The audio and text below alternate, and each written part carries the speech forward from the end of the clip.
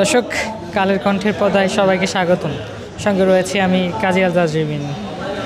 অবশেষে পর্দা উঠল free fire world series global finals 2025, আর সেই উপলক্ষে এই রাজধানীর আইসিসিএল কনভেনশন সেন্টারে আয়োজন করা হয়েছে ন্যাশনাল অস পার্টি, যেখানে এক ছাদের নিচে মিলিত হয়েছে গেমিং লাভাররা। আমরা জানাতে চাই আপনাদের সেই মুহূর্ত, যেই মুহূর্তে সবাই একসঙ্গে মেতে উঠেছেন। দর্শক, 2 সপ্তাহ টানটান উত্তেজনা, কৌশল আর দম ধরে রাখা মুহূর্তের পর অবশেষে পর্দা উঠল FFWS গ্লোবাল ফাইনালস 2025-এর সুপার গ্র্যান্ড ফাইনাল।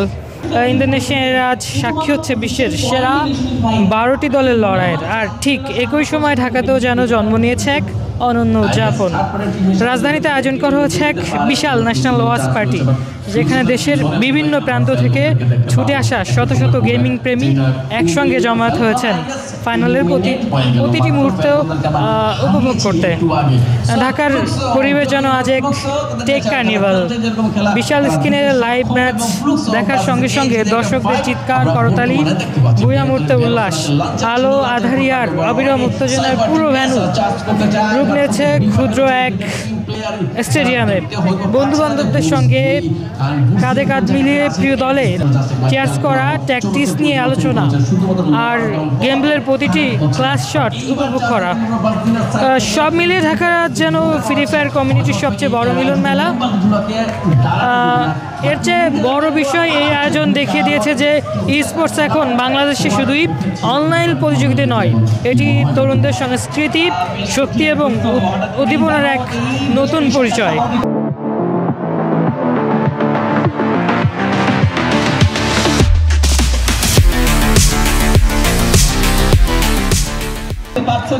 আন্তর্জাতিক টুর্নামেন্টকে ঘিরে এভাবে দেশের তরুণদের স্বতঃস্ফূর্ত সমাগম প্রমাণ করে বাংলাদেশে স্পোর্টস এখন সত্যি অন্য এক লেভেলে পৌঁছে গেছে। বিশ্বের সেরা 12 দলের স্কিল, টিমওয়ার্ক, স্ট্র্যাটেজি আর গেম মেকিং মুহূর্তগুলো যখন ইন্দোনেশিয়া অ্যারেনা জুড়ে ঝড় তুলছে, তখন ঢাকার দর্শকদের চোখেও সেই একই উত্তেজনার আগুন। এক একটি নকআউট মুভ, এক একটি পোস্ট, এক একটি ভূয়া, সবই যেন উপস্থিত দর্শকদের মাঝে নতুন শিহরণ ছড়িয়েছে। ফাইনালের এই রাত শুধু একটি ম্যাচ নয়, এটি বাংলাদেশি স্পোর্টস কমিউনিটির শক্তি ও স্বপ্নের প্রতীক। এটি ভবিষ্যৎ গেমিং সেক্টরের আরও বড় পরিবর্তন, আরও বড় টুর্নামেন্ট আর আরও একটি সংগঠিত কমিউনিটির ইঙ্গিত। আজ ঢাকায় শত শত গেম প্রেমীর সমাবেশ যেন বলে দিচ্ছে 12টি দল, একটি ট্রফি আর হাজারো স্বপ্নের লড়াই শুধু ইন্দোনেশিয়া অ্যারেনাতেই নয়, বাংলাদেশের তরুণদের হৃদয়ে প্রতিধ্বনিত হচ্ছে। দর্শক, জানাচ্ছিলাম ন্যাশনাল ওয়াচ পার্টি সম্পর্কে।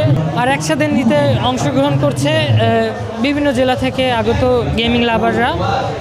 আমরা তাদের সঙ্গে যেমনটি কথা বলেছি, তারা আমাদের জানিয়েছেন যে স্পোর্টস যেন বাংলাদেশে এক অনন্য ধারায় নিয়ে যাওয়া যায়। তারা সরকারের কাছে বিভিন্ন আবেদন জানিয়েছে যেন এই স্পোর্টসকে একটি ভালো জায়গায় তুলে নিয়ে যেতে পারেন, এবং পরবর্তী যে গেমিং আসর রয়েছে সেই গেমিং আসরে বাংলাদেশ ভালো অবস্থায় থাকতে পারে। দর্শক, এই ছিল সর্বশেষ। এতক্ষণ সঙ্গে থাকার জন্য ধন্যবাদ।